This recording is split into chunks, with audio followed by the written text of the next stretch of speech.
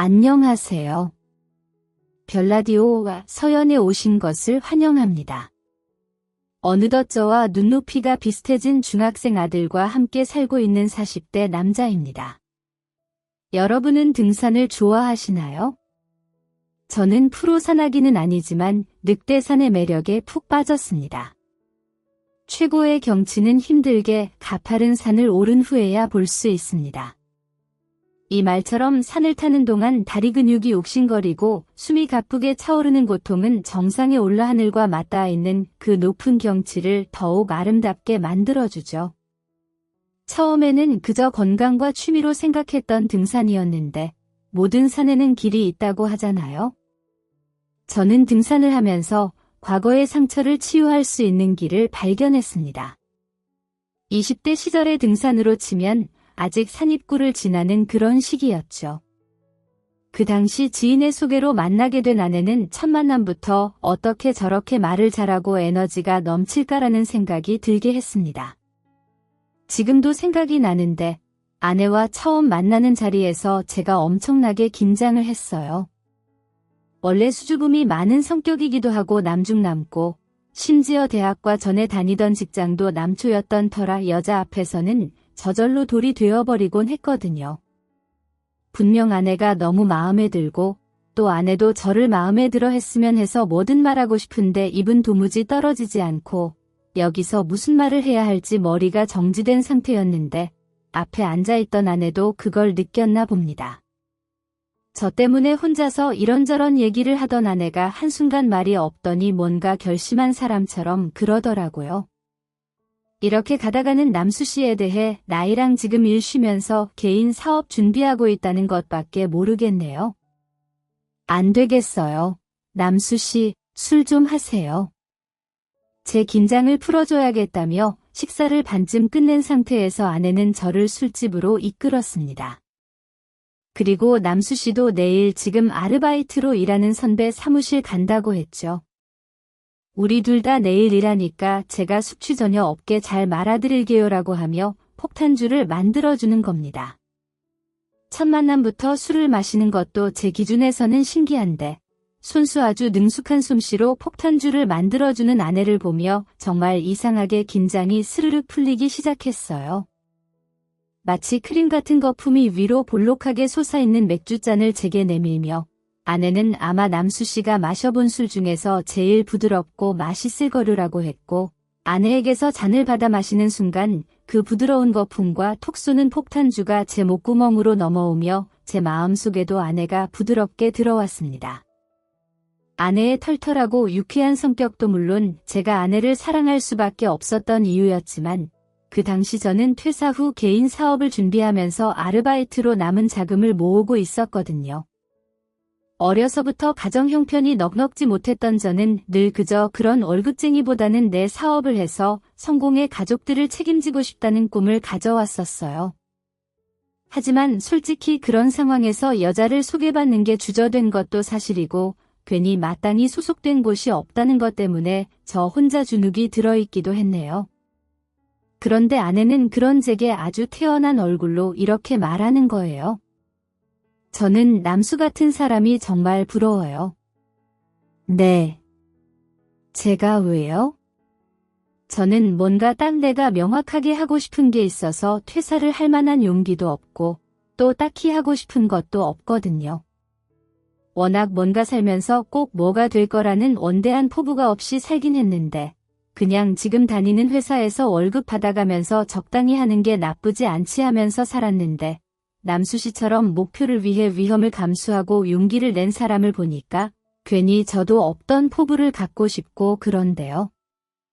아내의 말은 제게 엄청난 용기를 주었습니다. 제가 이런 아내를 얼마나 사랑했냐면요. 지금 말하기는 여러모로 부끄럽지만 아내와 연애를 하고 반년 뒤에 준비하던 사업을 접고 다른 회사에 취직을 했고요. 제가 사업 자금으로 모아온 돈으로 아내와의 결혼을 준비할 정도로 아내를 무척 사랑했어요. 내 꿈보다 이 여자와 가정을 꾸려 사는 게 내게 더 필요한 목표라고 생각을 했거든요. 저희는 그렇게 2년의 연애를 했고 제가 20대 후반일 때 결혼을 했습니다. 그리고 결혼 1년 후 아내가 임신을 했고 10달 뒤 제 눈을 닮고 아내의 입을 닮은 아들을 낳게 됐죠. 아내와의 결혼 생활은 길지만 그래도 가파르지 않고 완만한 산을 오르는 것과 같았습니다. 종종 만개한 꽃과 시원한 계곡을 볼 수 있는 그런 산 말이죠. 저희는 손을 잡고 천천히 언덕을 올랐고 한 번은 제가 먼저 올라가 아내를 이끌어주고 아내는 또 저를 뒤에서 밀어주며 서로 의지하고 보살펴주는 그런 생활이었죠. 그때는 몰랐습니다.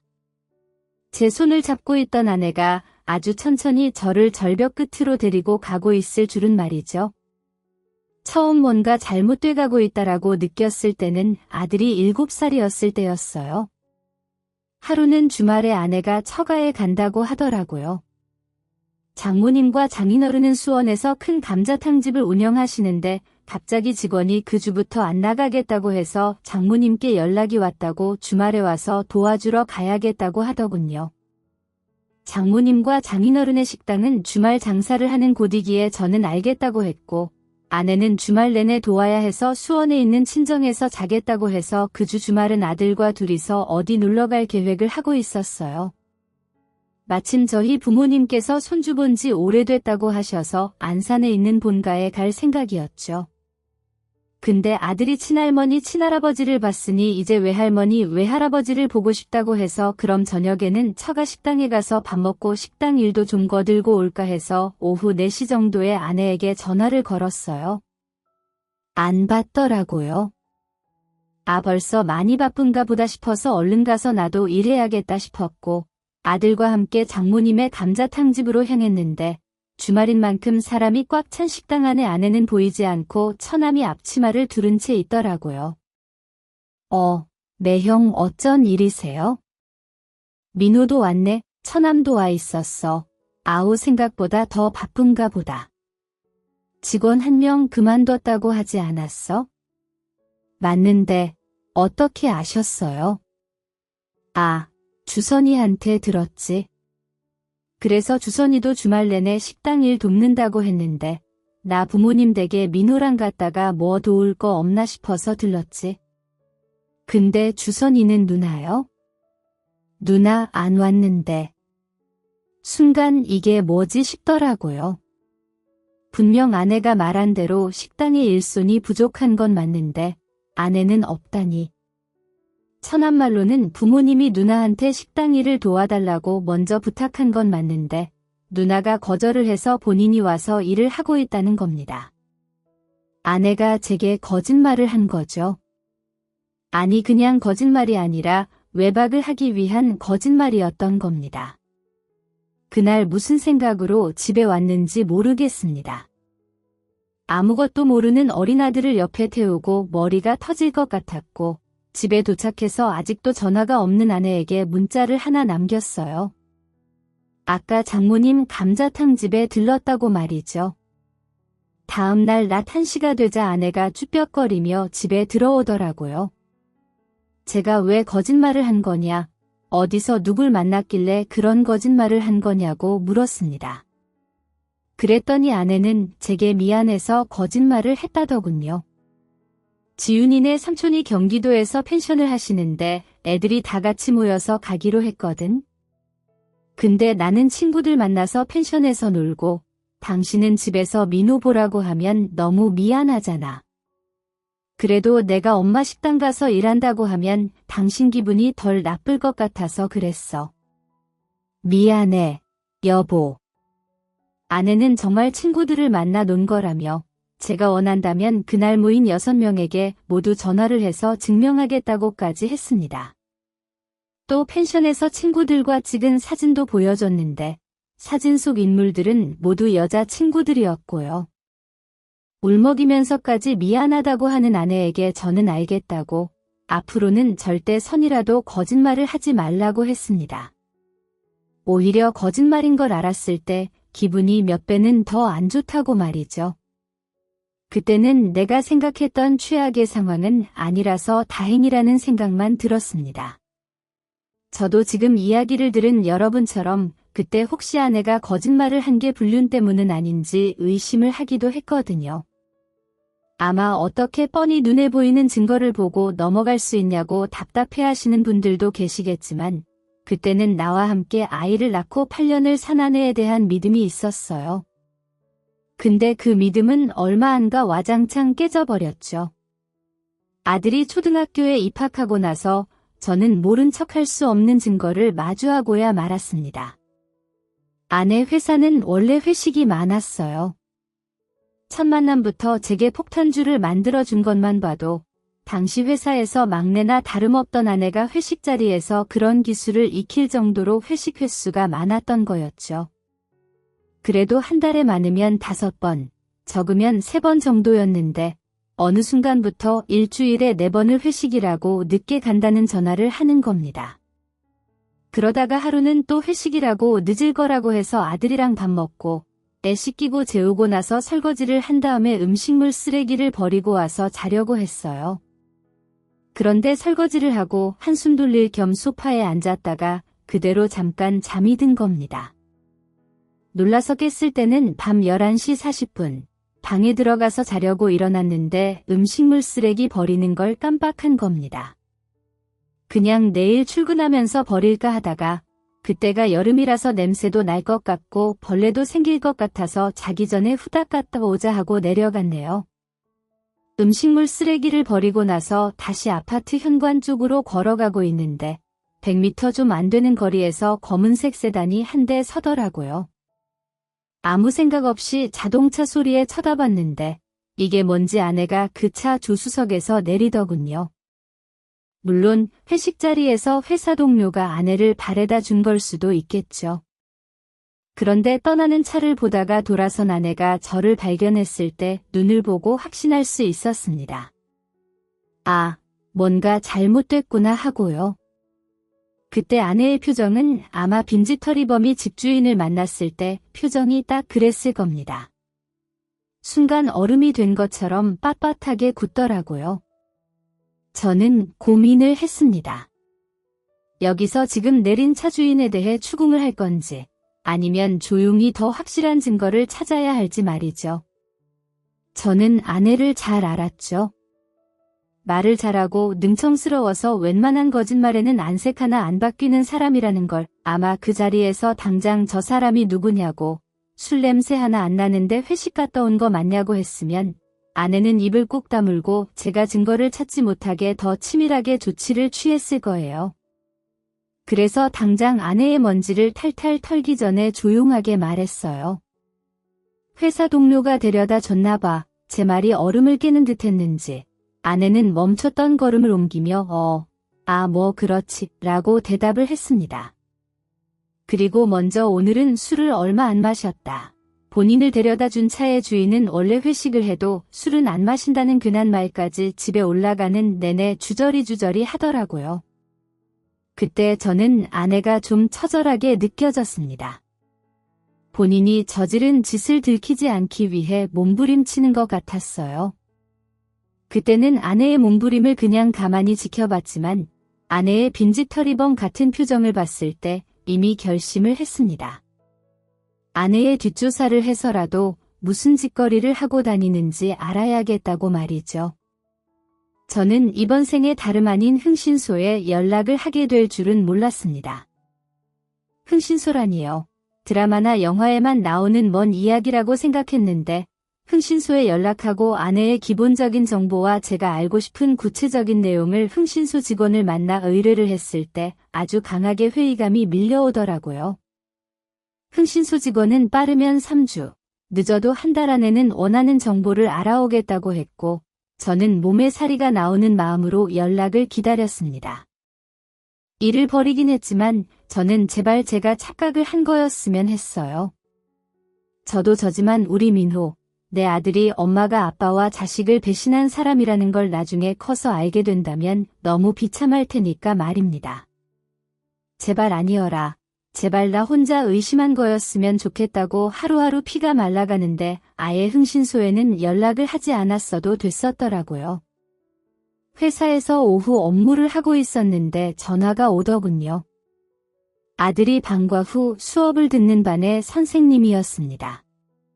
그 당시 저도 아내도 맞벌이라서 학교방과 후 수업을 이용했는데 저보다 퇴근이 빠른 아내가 늘 퇴근 후 아들을 데리러 갔었거든요. 아내가 사정이 생기면 제가 회사에서 잠시 나와 애를 데리고 저와 가깝게 살던 저희 누나 집에 데려다 준 뒤 다시 회사로 복귀하곤 했고요. 근데 그날 아들 비상연락망에 있는 제게 전화를 한 선생님은 제 머리가 깨질 것 같은 말을 했습니다. 아들을 데리러 왔어야 했던 아내가 데리러 오지 않고 아예 전화도 받지 않아서 제게 전화를 했다고요. 원래 늦으면 늦거나 회식 같은 날이면 제게 먼저 연락을 주던 아내였는데 그날은 아내에게 연락받은 게 하나도 없었거든요. 그래서 선생님께 죄송하다고 하고 제가 금방 가겠다고 하며 아마 아내가 회사 일이 너무 바빠서 제게 말을 안 한 것 같다고 말했는데 선생님은 의아한 목소리로 제게 이런 말을 했습니다. 민호 어머님 회사 그만둔 거 아니세요? 네. 아니요. 지금도 다니고 있는데요. 오늘 아침에도 출근했고. 제가 민호 아버님께 전화드리기 전에 어머님 회사로도 전화를 했거든요. 비상연락망에 어머님 회사 번호도 있어서요. 근데 원래 그 번호로 하면 어머님 직통 전화라서 어머님께서 받으셨는데 오늘은 다른 분이 받으시더라고요. 그래서 어머님 성함을 말씀드리니까 열흘 전에 그만두셨다고. 이때 진지하게 뭐지, 몰래카메라 하는 건가라는 생각을 했습니다. 그렇잖아요. 들리는 말마다 말도 안 되는 말뿐인데 말이죠. 일단 그때는 오지 않는 엄마를 기다리고 있는 아들을 데리러 가는 게 우선이었기에 전화를 끊고 아이 학교로 향했습니다. 가는 내내 아내에게 전화를 걸었는데 무슨 일인지 휴대폰은 아예 꺼져 있었죠. 아들을 데리고 와서 일단 누나 집에 맡긴 뒤 다시 회사로 왔는데 그때까지도 아내의 휴대폰은 꺼져 있었고요. 아내가 연락이 안 돼서 장모님 장인어른 처남 그리고 제가 아는 아내 친구들에게까지 다 연락을 해봤지만 아내의 행방을 아는 사람은 없었고 제가 퇴근 후 아들을 데리고 집에 가고 나서야 아내에게 문자 하나가 딸랑 날아왔습니다. 거의 30줄은 넘어 보이는 그 문자 내용은 첫 문장이 이렇게 시작을 했어요. 당신이나 민호 얼굴 보면 차마 내가 말을 못할 것 같아서 문자로 대신하에게 많이 놀랐지. 나도 이렇게 하고 싶지는 않았는데 이게 내가 사는 유일한 방법이라고 생각했어. 민호 아빠 우리 이혼하자. 나 당신하고는 도저히 내 미래가 안 보여. 이렇게 매일 회사집 다니면서 집에서는 애하고 당신만 바라보는 인생 지겹고 더 이상 이렇게 내 인생 낭비하고 싶지 않아. 그리고 앞으로 나 그렇게 살게 안 해주겠다는 사람 만났어. 나 그 사람하고 새 출발하고 싶어. 민호 아빠. 그러니까 우리 이혼하자. 나 좀 놔줘. 누가 들으면 뭐 묶어놨던 거야 라고 생각했겠네요. 그리고 그 긴 글들 중 8개월 전 술자리 모임에서 진짜 본인의 짝을 찾았다라는 문장을 읽었을 때 주저앉고 싶었습니다. 저는 몇 날 며칠 흥신소에 연락을 기다리며 아닐 거라고 제발 아닐 거라고 했는데 아내는 그 남자 때문에 저와 이혼까지 생각을 하고 있었네요. 근데 아내와 연락이 두절된 후에 그 와중에 흥신소에서 연락이 왔어요. 이미 알고 있듯이 아내는 바람이 나 있었고 그 상대방이라는 상관남은 미혼의 아내와 동갑이었어요. 두 사람이 가장 많이 가는 곳은 강남의 한 나이트. 짐승보다 못한 둘의 애정행각이 장소 불문한 상태에서 찍힌 사진을 보고 그저 참담한 심정이었죠. 어떻게 이럴 수 있나. 지금까지 아내와 맺어온 그 모든 관계들이 무의미하고 제 자신이 너무 하찮고 보잘것없이 느껴졌습니다. 그렇게 아내가 잠적을 하고 며칠 뒤 아직 제 고통은 끝난 게 아니었어요. 집으로 이혼 소장이 날아온 거죠. 그냥 날 죽이려고 하는구나 싶었습니다. 아내는 저와 이혼함과 동시에 양육권도 제게 넘길 생각이었어요. 본인이 말한 대로 저와 아들 둘 다 본인의 인생에서 쥐어낼 작정을 한 아내, 당장 이혼남이 될 저보다도 버림받고 엄마 없이 자랄 위기에 빠진 아들이 가여워서 한참을 울었습니다. 도저히 이대론 당할 수 없어서 저는 흥신소 직원이 알려준 그 상권남의 회사로 찾아갔어요. 아내는 아예 세상에서 사라진 것처럼 찾을 수가 없었으니 말이죠. 월차를 내고 유동인구가 가장 많은 아침 출근 시간에 맞춰서 그 남자가 다니는 회사 건물 1층 로비에서 기다렸어요. 얼마나 기다리든 이 자리에서 돌부처가 되든 상관없었어요. 로비에서 잠복을 하고 한 30분 정도 후에 그놈이 건물로 들어오더군요.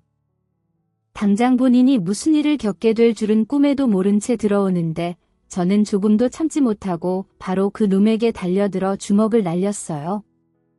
퍽 하는 소리와 함께 그놈이 바닥에 주저앉았고 주변에서 놀라는 소리가 들려왔습니다. 뭐야 당신 누구야 미쳤어? 나 강주선이 말 안 해주든 나 강주선 남편이다. 니놈이 8개월 전부터 노란한 애 딸린 유부녀 강주선 남편이라고. 제가 쩌렁쩌렁 울리며 소리를 지르니 그 순간 웅성거리며 로비가 얼음물에 빠진 것처럼 고요해졌습니다. 충격 때문인지 아니면 맞으면서 다리가 풀린 건지 계속 주저앉아 있던 놈이 주변 눈치를 살피기 시작하더니 후다닥 일어나서 제게 머리를 숙이며 말하더라고요. 선생님 일단 여기서 나가서 제가 설명드리겠습니다. 그러니까 밖으로 왜 불륜하던 여자 남편이 찾아오니까 쫄리냐 쪽팔려 이런 일 예상도 안 하고 초등학교 다니는 애 딸린 유부녀를 만나? 야 이 자식아 너는 결혼이 장난이고 가족이 장난이야 죄송합니다.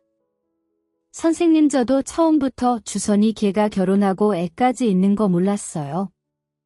그러니까 오늘은 제발 말도 안 되는 변명하지 마라. 이 자식아 처음에는 몰랐다 쳐도 그 뒤에 알게 됐을 때도 그만 안 뒀으면서 입에 발린 소리 짓거리지 마. 다 됐고 네 집에 바람나서 도망친 강주선이 있으면 전에 합의 이후는 꿈도 꾸지 말고 소송으로 먼지까지 탈탈 털어주겠다고 그리고 너도 남의 가정 파탄낸 죄값 돈으로 치르게 해줄 테니까 모가지 닫고 기다려. 알겠냐? 이 더러운 놈아 사람 하나 바보 천치 아주 등신 만드는 거 참 쉽죠. 저는 그 등신에게 당해보라는 마음으로 아내와 그 놈을 상대로 각각 이혼 소송과 상권남 소송을 시작했어요. 법정에서 잠적해 있던 아내를 몇 달 만에 만났을 때 기분은 아직도 잊을 수가 없어요. 아주 그동안 상권남 집에서 잘 먹고 잘 살았는지 살까지 쪄서 피부에 광이 도는데 그 상태로 제 눈을 쳐다도 못 보는 걸 보면서 정말 저 여자가 내가 사랑했던 그 여자가 맞는지 어쩌면 결혼 생활 중 누가 진짜 아내와 저 여자를 바꿔치기 한 건 아닌가 하는 말도 안 되는 생각도 들었습니다. 불행 중 다행을 여기서 써도 되는지 모르겠지만 탄탄한 외도 증거물의 법원은 제게 손을 들어줬고 아내와 상권남은 제게 위자료를 지급하라는 선고가 떨어졌어요. 동시에 아내는 재산 분할에 대해 주장한 일정 권리를 인정받지 못했고 양육권을 포기하면서 매달 제게 양육비를 지급해야 한다는 지급 명령도 받게 됐어요. 그렇게 저는 이혼을 하게 됐습니다. 사실 이혼은 문제도 아니었어요. 이미 전 아내가 저와 아들을 떠나 잠적을 했을 때 전 아내에 대한 제 마음도 완전히 바닥을 드러냈고 아무런 미련이 없었거든요. 문제는 이혼 후 아들에게 있었습니다. 아직 초등학교 저학년인 아들에게 엄마라는 사람은 나와 아빠를 버리고 간 사람인 것보다도 그립고 보고 싶고 품에 안기고 싶은 그런 존재였으니까요. 아들은 제가 아내와 이혼을 한 후 저와 단둘이 살게 되면서 매일 밤마다 울었어요. 엄마가 보고 싶다고 정말 이제 안 오냐고, 나는 이제 엄마 없이 사는 거냐고 끊임없이 제게 물으면서 제 품속에서 울었습니다. 그럼 저는 그런 아들의 등을 살살 쓰다듬으면서 괜찮다고, 아빠가 있으니까 괜찮다고 하면서 아들이 울다가 지쳐 잠드는 걸 지켜봤죠. 아들이 잠에 들어 규칙적인 숨을 내뱉으면 이제 저는 아들의 숨소리를 들으면서 날밤을 새며 고민에 빠지게 되는 겁니다. 분명 이혼은 나뿐만 아니라 아들을 위한 결정이었는데 아들이 본인을 원하지도 않는 엄마 아래서 억지로 함께 살면서 자라는 것보다 나 혼자라도 온전히 아들을 사랑해주면서 사는 게 나을 거라고 생각해서 내린 결정이었는데 아들은 매일 밤마다 눈물을 흘리니 저는 제 결정에 대한 근본적인 의심을 하게 됐죠. 그래서 평일에는 거의 하루에 3시간도 못 자는 생활을 했습니다. 주말에 몰아서 쉬면 되지 않느냐고 하는 사람도 있겠지만 주말은 제가 아들에게 아빠만 있어도 괜찮다는 걸 증명하는 날이었어요. 엄마 없이 아빠와 단둘이 살아도 행복하고 즐겁다는 걸 아들에게 알려주고 싶었고 또 아들이 저와 전 아내의 이혼에 대한 우울한 마음을 잊었으면 좋겠어서 주말이면 아들을 데리고 여기저기 놀러 나가기 바빴네요. 그렇게 꼭 2달을 살다가 회사에서 과로로 쓰러졌죠. 분명 회의실에 들어가는 것까지는 기억이 나는데 순간 천장과 바닥이 뒤집히더니 눈앞이 깜깜해졌고 다시 눈을 떴을 때는 응급실 천장과 함께 누나가 보였습니다. 병원에서 보호자로 누나에게 연락을 했나 보더라고요. 누나는 한참 몸 관리를 어떻게 한 건데 픽픽 쓰러지냐, 그전보다 살도 빠진 것 같다고 이혼한 거 티내냐고 하면서 한 차례 잔소리를 퍼부었어요. 제가 누나 잔소리를 들으며 그냥 힘없이 웃고만 있으니 누나가 그러더군요. 민호는 아직도 밤마다 오니 그 말을 듣고 그냥 응하고 대답을 했는데 순간 속에서 울컥하고 뜨거운 뭔가가 치밀어 오르는 것 같았습니다. 아마 그건 눈물이었나 봅니다. 누워있는 제 관자놀이와 귀로 뜨거운 눈물이 주르륵 흘렀고 저는 팔로 눈을 가리면서 누나에게 말했어요. 내가 제대로 하고 있는 건지 모르겠어? 차라리 어떻게든 그 사람을 잡았어야 하나 싶고 민호가 저렇게 힘들어하는데 내가 이기적이었던 건 아닌가 싶고 앞으로도 계속 민호가 저렇게 엄마 보고 싶어하고 힘들어하면 난 어떻게 해야 될지 모르겠어. 누나는 한참 곧 40을 앞둔 동생이 우는 걸 지켜봤습니다.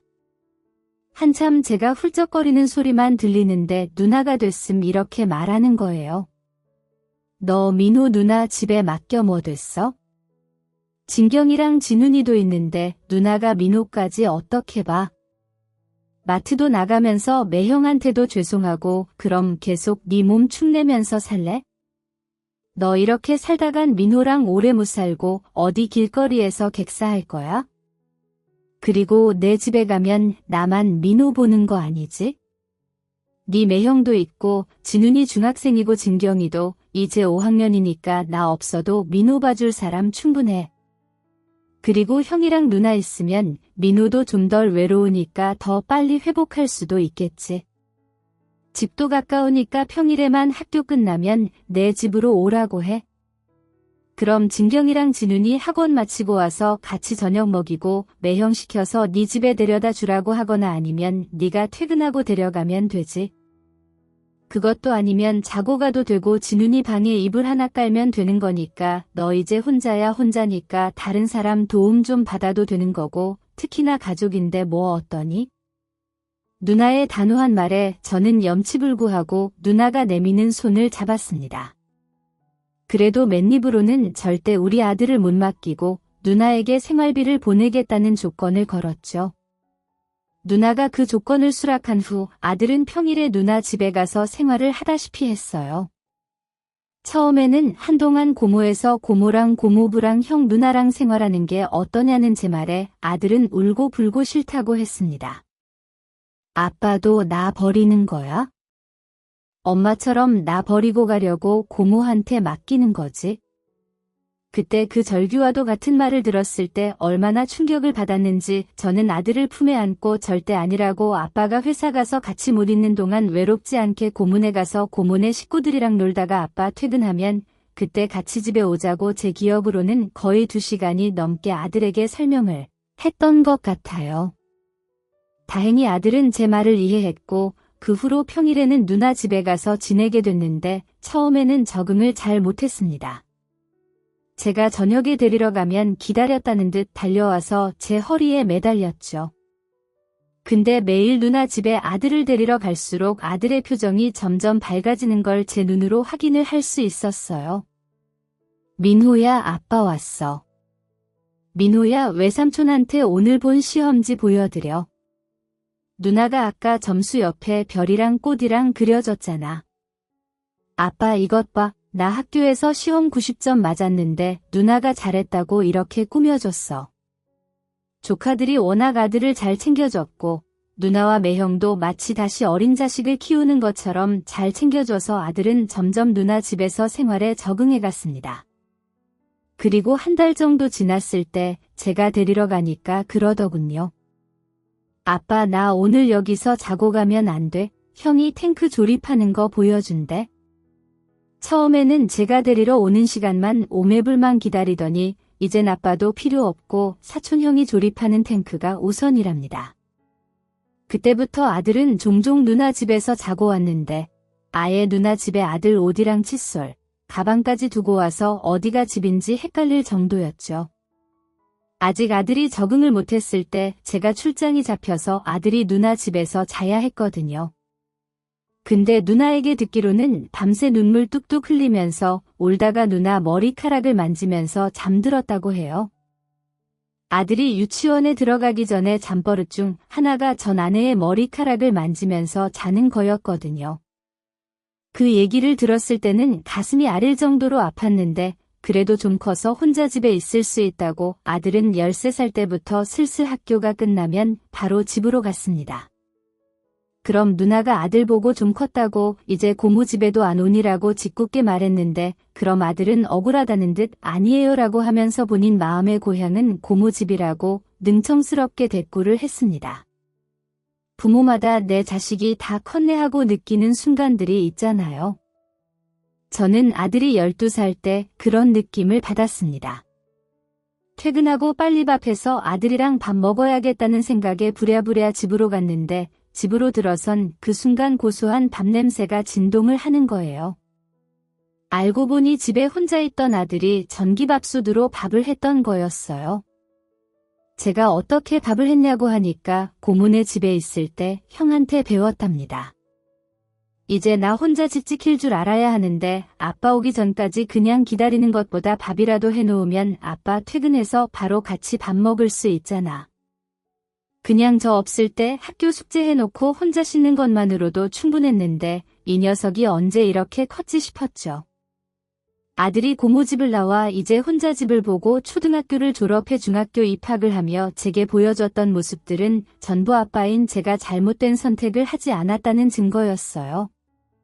전 아내를 만난 걸 후회하지만 또 그러지 않았다면 아들도 만나지 못했을 거고 또 이혼이 행여 아들에게 나쁜 영향을 주지 않을까 걱정했지만 아들은 정말 어디 내놔도 부끄럽지 않고 자랑스럽게 잘 자랐으니까요. 아들이 무럭무럭 자라는 건 그 무엇보다 대화할 수 있는 게 더 많아지고 제 취미를 공유할 수 있다는 거였어요. 저는 40대에 들어서면서 등산을 시작했는데 종종 제 아들도 데려갔거든요. 그래서 올해 1월에 새해 맞이 겸 한라산에 함께 가기로 했습니다. 개인적으로 겨울 산행이 한라산의 미관을 더욱 즐길 수 있었고 아직 아들과는 가보지 못한 산이었거든요. 그렇게 주말일은 아침에 산으로 향한 저희 부자는 새해의 기운을 산에서 받기 위해 갔던 곳에서 저와 아들의 가슴에 커다란 구멍을 뚫었던 과거의 악몽을 마주하게 됐어요. 어쩌면 산초 입구에 들어서면서부터 이상했습니다. 집을 나서던 때와 다르게 산에 도착했을 때는 날씨가 꾸물거렸거든요. 일기예보에서는 눈이나 비는 안 온다고 했지만 산의 날씨는 예상할 수 없었던 터라 아들과 전후 눈이 오기 전에 하산할 목적으로 발걸음을 재촉해 산을 올랐습니다.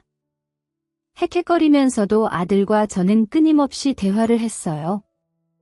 아들 학교 얘기라거나 친구들 얘기. 아들이 가방에 컵라면 4개 챙겨왔으니까 아빠 먹고 싶은 걸로 골라 먹으라고 하면 저는 보온병에 어차피 컵라면 2개 정도 분량의 물밖에 없다고 하고 아무리 제가 아들보다 등산을 오래 했어도 젊음 앞에서 경험도 빗발했더라고요. 가다가 지쳐서 아빠 버리고 먼저 가라고 하면 아들은 지금 쉬면 나중에 더 힘들 거라고 하면서 저를 일으켜 뒤에서 등을 밀어주기도 했습니다. 그렇게 한참을 시시콜콜한 이야기도 하고 헥헥거리는 거친 숨소리만 내면서 걷기도 하다가 드디어 저희 부자는 정상에 올랐습니다. 숨도 차고 감동도 벅차올라서 아들과 저는 꼭 껴안고 정상에 오른 기쁨을 나눴죠. 사진도 찍고 제가 아들에게 남들보다 더 높이 올라가라고 하면서 업어주면 아들도 저를 업겠다고 하다가 눈바닥에 넘어지기도 했고요. 한참을 서로 장난치다가 고지에 다다랐다는 생각에 긴장이 풀려서 배가 고프더라고요. 그래서 아들이 챙겨온 컵라면에 보온병에 든 뜨거운 물을 부어서 컵라면으로 자축을 했습니다. 그렇게 정상 위에서의 만찬을 끝내고 쓰레기를 챙겨서 하산을 하려고 하는데 가방을 다시 둘러매던 아들이 굳은 얼굴로 가만히 한 곳을 뚫어져라 쳐다보는 겁니다. 민호야, 이제 내려가자. 민호야, 제 목소리는 마치 아예 들리지 않는다는 듯 마치 홀린 것 같은 표정이었죠. 아들은 제가 등지고 있는 방향을 보고 있었는데 아까부터 제 뒤에서 크게 깔깔거리는 소리가 들려와서 속으로 웃음소리 되게 크네라고 생각은 하고 있었거든요. 혹시 시끄러워서 쳐다보나 싶어서 저도 아들이 보고 있던 방향으로 고개를 돌렸는데 저는 아직도 그 순간을 잊을 수 없습니다. 라면 국물이 들어가서 좀 뜨뜻해진 속이 얼음장처럼 차가워지는 기분이었어요. 아들이 굳은 얼굴로 쳐다보던 곳에는 50대로 보이는 남자와 40대로 보이는 여자가 있었는데 둘이 연인인 듯 팔짱을 꼭 끼고 있거나 여자가 포즈를 취하면 남자가 사진을 찍어주고 있었어요. 특히 여자가 남자 옆에 붙어서 연신 깔깔거리는 높은 목소리로 웃고 있었는데 그렇게 웃고 있는 그 여자 절대 잊을 수 없는 얼굴이었어요. 분명 살집이 더 붓고 주름이 생기고 머리 스타일이 바뀌어 있었지만 절대 몰라볼 수가 없는 얼굴이죠. 그 여자는 다름 아닌 7년 전 나와 내 아들을 버리고 간 사람. 네, 바로 제 전 아내였어요. 믿어지시나요? 시간이 멈추는 것 같은 기분이 이거구나 싶더라고요. 순간 이게 꿈인지 현실인지 산이라서 내가 여호한테 홀렸나 싶을 정도로 비현실적인 상황에 굳어 있었는데 그때 옆에 있던 아들이 제 팔을 붙잡으며 말했어요. 아빠, 가자, 그냥 가자. 귀신을 마주한 것처럼 사색이 된 아들이 제게 부탁을 하는데 그 순간 차갑게 식었던 속에서 열이 나는 겁니다. 내 아들이 무슨 잘못이 있다고 저렇게 도망가고 싶어 하는지, 여기서 누가 죄인인데 진짜 죄를 지은 사람은 까르르 웃고 있고 피해자가 자리를 피해야만 하나 하는 마음에 이를 갈았습니다. 저는 제 팔을 붙들고 있던 아들 손을 한 번 꽉 잡은 채 바퀴벌레처럼 붙어서 좋아하고 있는 연인들 곁으로 성큼성큼 다가갔어요. 제가 가까이 갔음에도 둘은 저를 그냥 지나가는 등산객이라고 생각했는지 보지 않았고 저는 휴대폰으로 사진을 찍고 있던 그 여자, 제 전 아내의 이름을 크게 불렀어요. 야, 강주선. 살짝 메아리가 울릴 정도로 큰 소리에 전 아내는 놀란 표정으로 고개를 돌렸고 이내 아들이 지 엄마를 보고 사색이 됐던 것처럼 하얗게 질린 표정이 돼서 입술을 파르르 떨었어요. 옆에 있던 남자도 저를 보고 있었는데 의아함과 동시에 인상을 쓰며 전 아내보다 먼저 입을 열었죠. 누구시죠?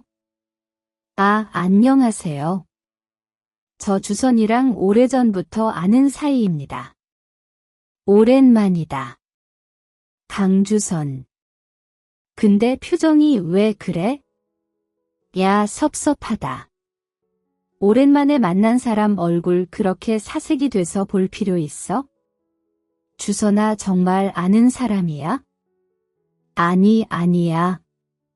난 기억 안 나는데 그냥 몇 번 보고 만 사람 같은데 굳이 아는 척 할 필요 없어. 오빠, 우리 그냥 내려가자. 급하게 지 남자를 챙겨서 가려는 전 아내의 모습에 코웃음이 나오더라고요.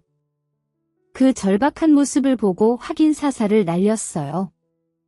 너한테는 8, 9년 동안 한 지붕 아래서 산 게 아주 잠깐인가 봐. 그래도 한때는 서류로 묶여있던 관계인데 강주선 여전히 매정하네. 반년이라고요? 주선아, 저게 무슨 소리야? 화려는 한 지붕 아래서 살았다고 아니라니까 난 기억도 안 나. 오빠 그냥 내려가자고. 좀 딱 봐도 제정신 아닌 것 같은 사람. 뭐하러? 엄마, 그때였어요. 아내가 어떻게 해서든 그 남자를 붙들고 자리를 뜨려고 하는 순간 멀찍이 떨어져 있던 아들이 다가와 전 아내를 부른 겁니다. 엄마라고요? 당황해서 뒤에 있던 아들을 못 본 건지 아들의 얼굴을 본 전 아내는 사색이 되다 못해 얼굴이 파랗게 질렸고 등신처럼 허하고 숨을 들이쉬더니 아무 말도 못하고 그대로 굳었습니다. 그리고 엄마라는 말에 반응한 건 전 아내뿐만이 아니었어요. 그 남자가 전 아내와 제 아들을 번갈아 보면서 쳐다보면서 허탈하다는 듯한 목소리로 말했습니다. 엄마, 지금 내가 들은 게 맞지? 저 애가 주선이 너한테 엄마라고 맞아. 전 아내는 무건 시위를 하는 것처럼 입을 꾹 다물었어요. 그래서 전 아내가 해야 하는 말을 제가 대신했죠. 제 아들 주민호입니다. 그리고 부끄럽지만 거기에 있는 강주선 아들이기도 하죠. 아까 보니까 두 사람 꽤 가까워 보였는데 막상 중요한 건 모르나 봐요. 조용히 해. 입안 닥쳐 입을 다물고 있던 전 아내는 제게 빽소리를 질렀습니다. 그리고 이내 제 옆에 있던 아들을 노려보기까지 하더라고요. 뭘 노려봐. 감히 네가 너 그렇게 눈 흘길 자격 없어. 이 무책임한 여자야. 전 아내와 저 사이에는 일촉즉발 서로 잡아먹을 듯한 분위기가 감돌았고 그때 보연듯 제 앞으로 온 그 남자는 제게 명함 하나를 내밀며 말했습니다.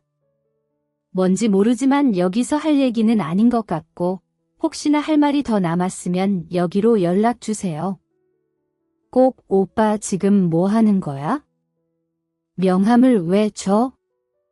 명함을. 남자가 제게 찔러주는 명함을 보던 전 아내가 경기를 일으키듯 소리를 질렀고 남자는 그런 아내를 흘끗 보더니 혼자서 산을 내려갔습니다. 전 아내는 그런 남자를 부르며 쫓아갔는데 그 전에 저와 아들을 날카롭게 째려보고 갔죠. 마치 잠깐 잠들었다가 꿈을 꾼 기분이었어요. 생각해보면 몇 분 안 되는 상황이었는데 온몸에 힘이 쭉 빠지더라고요. 그날 아들과 저는 산을 내려와 집으로 오면서 별다른 말은 하지 않았어요. 크면서 의식적으로 엄마 얘기를 피하던 내가 얼마나 놀랬을까? 아들은 집에 도착해서 피곤하다고 씻고 바로 방에 들어갔지만 바로 잠든 건 아닌 것 같았습니다. 저도 그랬거든요. 일부러 빨리 잠자리에 들었는데 잠은 오지 않았습니다. 그리고 그때 그 남자가 줬던 명함이 생각이 났어요. 다 하지 못한 말이 있다면 연락을 하라고 했었죠. 그날 아들이 우리를 버리고 간 엄마가 다른 남자 휘낙낙 웃고 있는 걸 보고 무슨 생각을 했을까 싶으면서 어쩌면 그날 하필 산에서 전 아내를 만난 게 다른 의미가 있지 않을까 싶더라고요. 그래서 11시가 다 되어가는 시간, 저는 명함에 적힌 번호로 전화를 걸었어요. 그리고 마치 기다렸다는 듯 바로 남자가 전화를 받더군요. 남자는 제게서 더 듣고 싶은 이야기가 있다고 하며 당장 다음날 오전에 만나자고 했습니다. 아마 그 남자도 하산을 한 후로 계속 산에서 나눈 대화가 생각이 났던 거겠죠. 저는 그 남자와 약속 시간과 장소를 정했고 다음 날까지 뜬 눈으로 밤을 지새웠습니다. 그렇게 밤을 샜는데도 이상하게 몸이 가볍더라고요. 마무리 짓지 못한 일을 마무리할 수 있다는 기대 때문인지는 모르겠지만 저는 개운한 마음으로 약속 장소로 향했어요. 근데 도착해서 만난 남자는 저와는 상반되게 근심이 가득한 아주 무거운 표정이었죠. 들어보니 남자는 전 아내와 석 달 후 결혼을 앞두고 있었고 둘이 만난 지는 2년이 좀 넘어간다고 하더군요. 그날 산에서 나눈 대화가 전부 사실인가요? 그쪽 아드님이 주선이를 엄마라고 부른 거 사실입니다. 저 20대 중반에 강주선을 만나서 결혼했습니다. 민호 강주선이랑 저 사이에 태어난 아이 맞고요. 하지만 지금은 강주선이 민호 엄마라고 생각 안 합니다. 막 초등학교 입학한 자식 두고 술 마시다가 만난 남자랑 눈 맞아서 도망간 여자 누가 엄마라고 생각하겠어요? 살아있었던 거네요. 죽은 게 아니라 살아있었어. 그때 남자는 갑자기 살아있었던 거라는 영문 모를 소리를 했는데 제가 그게 무슨 소리냐고 묻자 이렇게 대답을 했습니다. 주선이하고 처음 제 친구들 모임에서 만났을 때 5년 전에 남편하고 아들 교통사고로 일어서 사별했다고 그렇게 들었거든요. 저도 첫 결혼 후에 일찍 사별을 해서 자식도 없던 터라 주선이한테 마음이 더 간 것도 있었고요. 근데 남편하고 아들 멀쩡히 살아있고 바람나서 도망친 거였군요. 정말 그게 사실인가요? 제가 도무지 믿기질 않아서 원하신다면 명함에 적혀있던 메일 주소로 이혼소송 자료 스캔해서 보내드릴 수 있어요. 제가 그쪽에게 이런 거짓말을 해서 무슨 이득을 얻겠습니까? 분명 나랑 내 아들 배신하고 도망간 여자 행복해지는 거 바라지 않지만 그것보다도 그쪽한테 자기 배 아파 낳은 아들 버리고 잘만 사는 여자가 남한테는 어떤 짓까지 할 수 있을지 생각해보라는 말 하고 싶어서 오늘 이렇게 이 자리에 나왔습니다. 지금은 좋을 수 있겠죠. 제가 왜 모르겠습니까? 그래도 제 앞에서 8년이 넘도록 지 본 모습 숨겨왔는데 선택은 그쪽 몫이지만 그냥 혹시저나 제 아들이 겪은 고통을 다른 사람이 또다시 겪지 않았으면 좋겠네요. 제 진심이 담긴 말을 가만히 듣고 있던 남자는 한동안 제 말을 곱씹듯 아무 말 없이 가만히 있었습니다. 그리고 이내 제게 솔직하게 말해줘서 고맙다고 시간 될 때 이혼 소송 자료를 스캔해서 보내주시면 감사하겠다는 말을 제게 하고 그 자리에서 일어났습니다. 저는 그날 바로 그 남자의 메일 주소로 자료를 정리해서 보냈습니다. 남자에게 선택은 당신 몫이라고 했던 것처럼 그저 그 사람이 본인에게 최선인 선택을 하길 바랬어요. 그리고 정말 그 남자는 할 수 있는 최선의 선택을 했고요. 제가 어떻게 알았냐고요. 그 남자를 만나고 5일 후에 술에 잔뜩 취한 전 아내가 제게 전화를 해왔거든요. 그것도 새벽 2시에 말이죠. 저는 이혼 후에도 휴대폰 번호를 바꾸지 않았던 터라 전 아내가 제게 연락을 할 수 있었고요. 전화를 받자마자 전 아내가 제게 무슨 말을 했는지 아시나요? 내가 너 죽여버릴 거야? 술 먹었냐? 그래 너 알코올 중독이나 다름없긴 했지 아유 그 버릇게 못 주고 파혼당한 다음에 또 퍼마셨나 보네. 너 그러다가 훅 골로 간다. 나이 생각해야지. 개자식 치졸한 놈 내가 행복한 게 그렇게 배 아프냐 네가 뭔데 내 앞뒤를 막아 그러는 넌 네가 뭔데 행복해질 생각을 해가. 너 때문에 울었던 거 생각하면 고작 파혼당한 걸로 모자르지. 너는 내 아들이 흘린 눈물에 수장당해도 호상이야. 알아 몇 년이 지났는데 아직도 날 원망해 당신 이거 집착이야 집착 당신 민호랑 잘 살잖아. 그날 보니까 민호도 잘 큰 것 같은데 왜 아직도 날 못 잡아먹어서 안달이냐고 참 상상 이상으로 뻔뻔하네. 너는 그냥 답이 없다. 긴 말 필요 없고 그날 산에서 나 만난 거 억울해할 필요 없어. 그냥 네 과오야 과오 죄짓고 살지 말라고 하잖아. 업보가 언제 어디서 나타나 목숨줄 끊을지 모르니까 네 과오 진심으로 용서 빌지 않고 인정도 안 한 너한테 이런 일이 일어난 건 어찌 보면 당연한 거야? 그래. 내가 미안하다고 내가 잘못했어. 그러니까 이제라도 당신이 오빠한테 가서 다 거짓말이었다고. 전 부인인 내가 미워서 복수한 거라고 말해. 내가 가서 무릎이라도 꿇고 당신이나 민우한테 사과할 테니까 당신도 제발 우리 오빠한테 가서 말하라고. 내가 왜 나한테 너 같은 쓰레기 그 남자한테 엮어주고 업보 쌓으라고 됐어. 그런 짓 무서워서 못하지. 그리고 너 무릎 꿇고 있는 꼴이 뭐라고 나나 우리 민호가 그걸 봐야 하냐. 그딴 거 아무 의미 없으니까 다 포기하고 앞으로 연락하지 마라. 너는 나나 민호 인생에 아예 사라져주는 게 네 업보 조금이라도 용서받는 길이니까.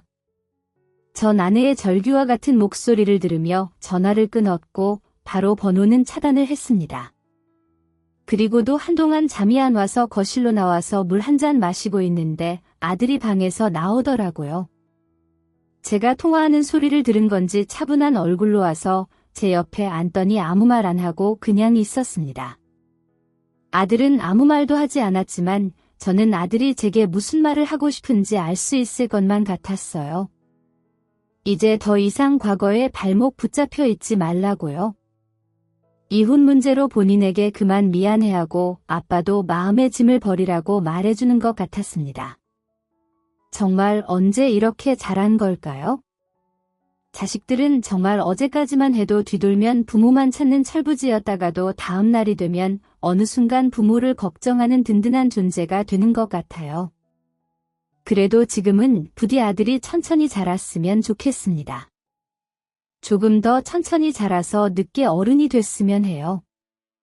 그래야 이 아빠를 더 의지해주고 저도 그런 아들에게 있는 미안한 마음을 더 빨리 털어낼 수 있을 것만 같으니 말이죠. 세상의 모든 부모님과 그리고 그 자식들이 말하지 않아도 서로의 마음을 이해하고 오늘 싸워도 내일은 또다시 웃으면서 서로를 그렇게 안아주는 그런 하루를 보내길 바라는 마음으로 사연을 마무리하도록 하겠습니다. 긴 사연 끝까지 들어주셔서 감사합니다.